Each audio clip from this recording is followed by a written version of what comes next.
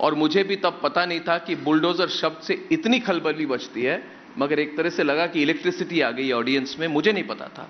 उस दिन मैंने देखा तो सरयू तट पर जब इंटरव्यू किया था आपने, बुलडोजर पर खुलकर बात की थी। और योगी जी, मैं आपके करियर, आपके पर्सनैलिटी और आप जो बात कहते हैं उसको बहुत क्लोजली फॉलो करता हूं। मुझे नहीं लगता कि आप ऐसे ही बोल देते हैं। लोग कहते हैं Yogi ji spur of the moment में बोलते हैं। मैं कहता हूं कि योगी जी हर वक्त सोच के बोलते हैं। जैसे विधानसभा के अंदर जब आपने कहा कि माफिया को मिट्टी में मिला देंगे, तब आपने किया भी, और जो आप कहते हैं आप करते भी हैं। आप डायरेक्टली बात करते हैं और डायरेक्टली करते भी हैं। और फिर आपने कहा बटेंगे तो कटेंगे, नेक रहेंगे, एक रहेंगे तो नेक रहेंगे। आपको क्लोजली फॉलो करता हूं। आपने संभल की बात की, मैंने भी संभल में कई सारे रिपोर्टर भेजे थे। आपका पूरा अप्रोच है हिंदू एकता, राष्ट्रीय एकता। और मेरा इशारा नहीं, मेरा सवाल संभल को लेकर है। और ये सवाल बहुत लोगों के मन में, योगी जी सिर्फ मेरे मन में नहीं है, क्योंकि संभल में जो हुआ विधानसभा चुनाव, जो उपचुनाव हुए थे उसके एक दिन बाद हुआ। और सवाल मेरा यह है कि जो संभल में हुआ वो न्यायिक व्यवस्था को रोकने की कोशिश थी या फिर योगी आदित्यनाथ को रोकने की कोशिश थी, जिन्हें एक दिन पहले उपचुनाव में बहुत बड़ी जीत हासिल हुई थी।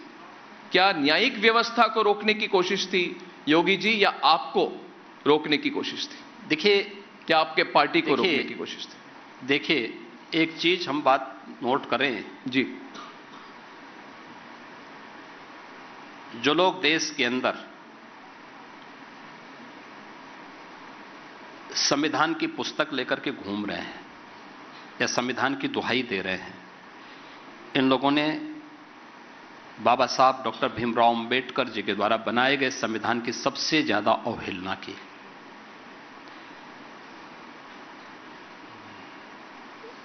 बाबा साहब भीमराव अंबेडकर जी ने 26 नवंबर 1949 को जो संविधान का ड्राफ्ट तैयार करके संविधान सभा को सौंपा था, जैसे 26 जनवरी 1950 को भारत ने पूरे देश के अंदर लागू किया, पूरे देश यानी लागू किया जिस संविधान को जी, उस संविधान में कहीं भी सेकुलर और सोशलिस्ट शब्द नहीं है, प्रियम्बल में नहीं है। जी नहीं, मूल प्रति को अगर आप देखेंगे जी, कहीं नहीं है। यह शब्द, ये दोनों शब्द भारत की संविधान की मूल आत्मा पर प्रहार करते हुए कांग्रेस ने तब डाला जब देश के अंदर इमरजेंसी लागू थी।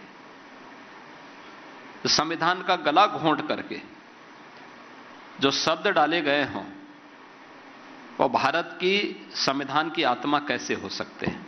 जी। एक तो जो लोग भारत के संविधान की मूल भावनाओं का ही विरुद्ध आचरण करते हों, जी, उन लोगों से उम्मीद करना कि वे भारत के न्यायालय का सम्मान करेंगे, उनसे उम्मीद करना कि भारत के लोकतंत्र का सम्मान करेंगे, ये सब क्या है? क्या हल्ला बोल का नारा, क्या ये संवैधानिक नारा था? ये लूट खसोट करना, तोड़ फोड़ करना, बेटियों की सुरक्षा के साथ खिलवाड़ करना, व्यापारियों की सुरक्षा पे सेंध लगाना, क्या ये संवैधानिक था? क्या यही तो होता था समाजवादी पार्टी की सरकार के समय? इन लोगों से क्या उम्मीद आप करते हैं? कोई उम्मीद पहले भी नहीं थी, आज भी नहीं। इन्होंने कभी नहीं माना।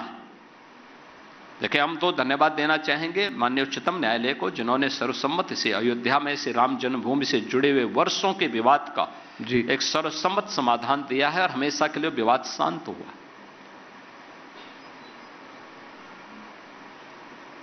वहां पर सर्वे का आदेश भी संभल में माननीय न्यायालय ने दिया।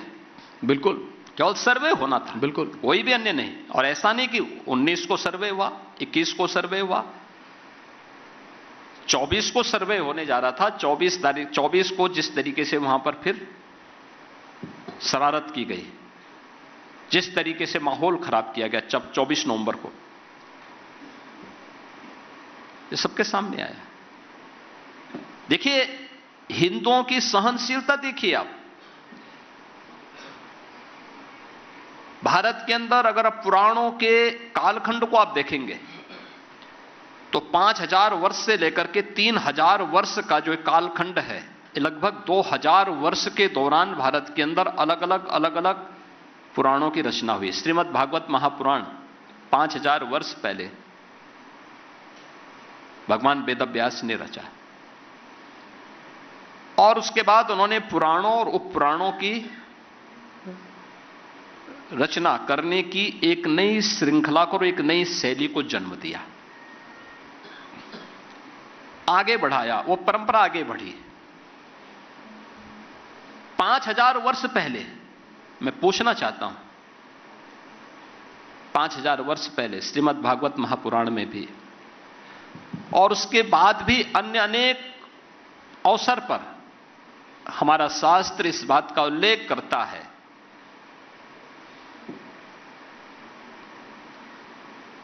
कि संभल में श्री हरि विष्णु का 10वां अवतार कल्कि के रूप में अवतरित होगा। तिथि इस पहले से तय है, ये सब कुछ पहले से उल्लेख है। मैं किसी मत और मजहब के खिलाफ नहीं हूं।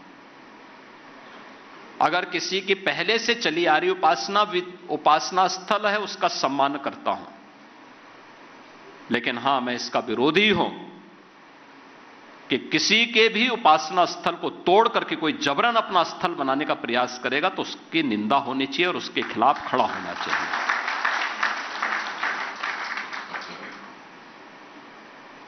उसके खिलाफ समुदाय को, समाज को खड़ा होना चाहिए। जो अपनी आने वाली पीढ़ी के भविष्य को उज्जवल बनाना चाहता है, उन सबको खड़ा होना चाहिए, बोलना चाहिए। क्योंकि न्याय का प्रतिकार नहीं करोगे तो न्यायी सबका शोषण करेगा एक दिन।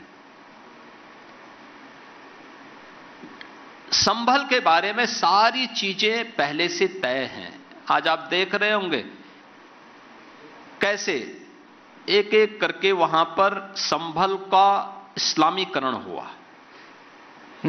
कैसे वहां पर पूरी तरह एक एक चिन्ह नष्ट किए गए।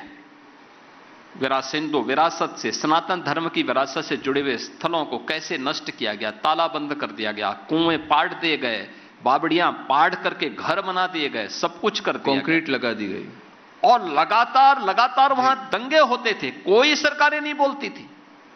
1947 से लेकर के 2017 के पहले तक 209 हिंदुओं की हत्या हुई।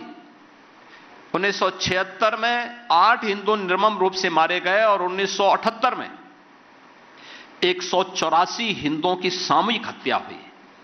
एक भी दरिंदे के खिलाफ कार्रवाई नहीं हुई, एक को भी कार्रवाई, एक के खिलाफ भी कार्रवाई नहीं हुई। और उसके बाद भी लोग शांति के पैगाम लेकर के घूमते हैं। यानी गरीबों के घर उजाड़ोगे, हिंदू बेटी और हिंदू बहनों की सुरक्षा में सेंध लगाओगे और तब भी शांति का पैगाम लेके घूम रहे हो। हिंदू व्यापारियों के प्रतिष्ठानों पे कब्जा करोगे, हिंदू धर्मस्थलों को नष्ट करोगे और तब भी शांति के पैगाम के दूत बनकर के घूमते हो। इस चेहरे को उजागर किया जाना चाहिए और सबके सामने चीजें आनी चाहिए। अगर कोई दरिंदा है तो उस दरिंदे को सार्वजनिक रूप से जनता के सामने खड़ा किया जाना चाहिए। और संभल में भी कहीं ना कहीं ये अलग अलग कालखंड में हुआ था। याद रखना, आईने अकबरी में इस बात का उल्लेख है। मीर बाकी ने, यानी मैंने पुराणों की बात तो कही जी, ये तो आईने अकबरी हमने नहीं लिखी, ये अकबर के समय का ग्रंथ है। बाबर के खानदान का या उनका एक नया शासक था, उसने इस बात का उल्लेख किया कि 1526 में मीर बाकी, ये वही दरिंदा है जिसने अयोध्या में राम जन्मभूमि के मंदिर को अपवित्र किया था 1528 में। और 1526 में संभल में श्री हरि विष्णु के 10वें अवतार से जुड़ा हुआ श्री हरि का जो मंदिर है